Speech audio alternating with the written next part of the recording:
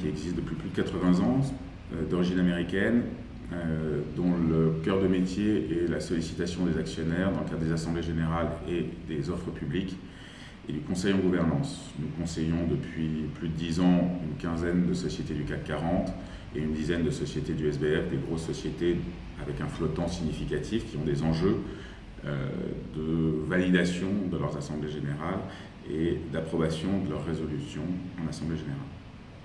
Est-ce que, à l'ouverture de cette saison d'Assemblée générale, vous notez une différence de comportement de vote des investisseurs non domestiques? Je pense aux investisseurs américains avec l'élection de Trump, je pense aux investisseurs britanniques avec le Brexit, et d'une façon générale, l'ensemble des investisseurs non domestiques et le regard qu'ils portent sur la France dans un contexte électoral.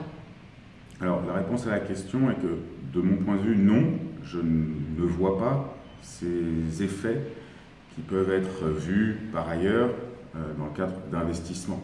Nous nous occupons des votes en Assemblée générale et nous n'avons pas encore la visibilité d'une baisse des participations des investisseurs anglais, britanniques ou américains qui pourraient avoir un impact sur le capital des sociétés françaises.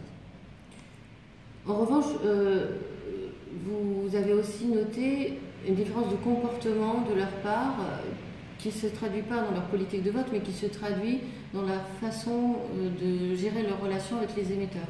Le premier point, c'est que on sent que les investisseurs, notamment britanniques, sont moins disponibles pour un dialogue et une vraie communication avec les émetteurs en amont des assemblées générales.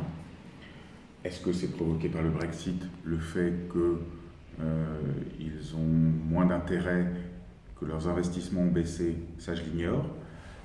En revanche, moi, je l'interprète aussi comme étant la possibilité que, étant donné que plus d'émetteurs leur demandent de relire et de discuter avec eux et de lire des documents qui sont de plus en plus lourds, de plus en plus compliqués sur la rémunération, et que la rémunération en France, comme on ne peut pas faire les choses comme les autres, elle est différente et donc pour eux c'est compliqué à comprendre,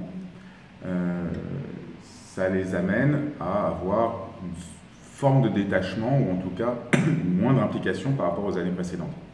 Et notamment la difficulté pour certains émetteurs d'avoir des contacts avec des très gros investisseurs institutionnels britanniques ou basés en Europe, même s'ils sont américains, tout ce qui est la partie gouvernance et la partie gestion en Europe, ça devient compliqué parce qu'ils ont moins de disponibilité. Alors, encore une fois, je ne sais pas en quelle mesure le Brexit ou les difficultés ou même l'élection de Trump aux États-Unis pour les fonds américains peut avoir un impact là-dessus. A priori, sur la manière dont ils votent, sur leur réactivité, en dehors du fait qu'ils sont moins disponibles, je ne vois pas de différence.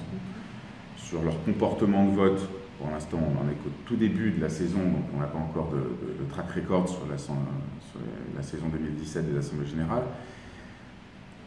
On n'a pas l'impression qu'ils soient particulièrement attachés à des points précis. Et là, maintenant, vous avez eu de très nombreux contacts avec les investisseurs, les émetteurs,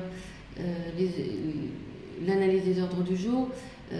Qu'est-ce qui vous semble, du point de vue des investisseurs que vous avez rencontrés, le sujet majeur pour eux, pour les assemblées françaises? Il n'y a qu'un sujet qui intéresse les investisseurs cette année, c'est la rémunération. Et ça englobe énormément d'éléments. Moi, j'ai des explications objectives, j'essaye de ne pas trouver des explications de contexte géopolitique, mais il y a plusieurs faits. Un, la loi Sapin 2 nous a mis dans une situation d'incertitude concernant ce qui allait être fait, comment ça allait être fait, etc. Et c'est vrai que les étrangers ne comprennent pas ce qu'on fait. C'est-à-dire on a un vote ex post non contraignant, un vote ex ante contraignant, et l'année prochaine, le ex post sera contraignant. Pour eux, c'est incompréhensible. C'est d'une absence de clarté telle que le risque, il est assez évident, c'est qu'ils s'en remettent au proxy advisor au lieu de faire l'analyse eux-mêmes. C'est que pour eux, c'est vraiment une cuisine à la française qu'ils ont du mal à suivre. Alors évidemment, certains arrivent quand même à suivre et comprennent le sujet, mais ça devient différent. La deuxième difficulté liée à la disponibilité, c'est qu'il y a beaucoup d'émetteurs qui ont fait de tels progrès dans les années antérieures et qui n'ont pas de nouveautés, qu'à partir du moment où on n'a rien de nouveau à proposer, rien de difficile, rien de contesté en Assemblée générale, les émetteurs disent, attendez, si vous nous représentez la même politique de vote que l'année dernière, les mêmes éléments de rémunération que l'année dernière, un board qui va bien et des résolutions d'augmentation de capital qui sont compliant, pas besoin de se parler.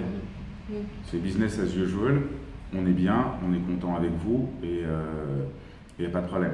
Donc il y a aussi ça, on peut aussi voir l'aspect positif, c'est que les émetteurs ont progressé et que, à part ceux qui ont des sujets clés, et cette année, de mon point de vue, les sujets clés pour les émetteurs, c'est ceux qui décident de modifier leur rémunération alors qu'on est en nouvelle année CNP Sapin 2, et il y en a beaucoup, soit en ajoutant un élément de rémunération, soit en refondant complètement leur rémunération pour le dirigeant mandataire social ou les dirigeants mandataires sociaux. Et ceux qui ont eu, ils sont nombreux aussi, des départs avec versement d'indemnités ou de clauses de non-concurrence en 2016. Et donc pour cela, évidemment, il y a des sujets clés. Et des sujets qui sont regardés avec attention et par les proxy advisors et par les investisseurs qui s'intéressent à voilà, il est parti, dans quelles conditions, pourquoi, combien il a touché, ça correspond à quoi, est-ce qu'il a le droit à garder ses actions ou pas. Voilà. Après, en fonction de tout ça, ils vont ou non recommander, voter positivement ou négativement aux éléments de rémunération qui sont dans le CNP.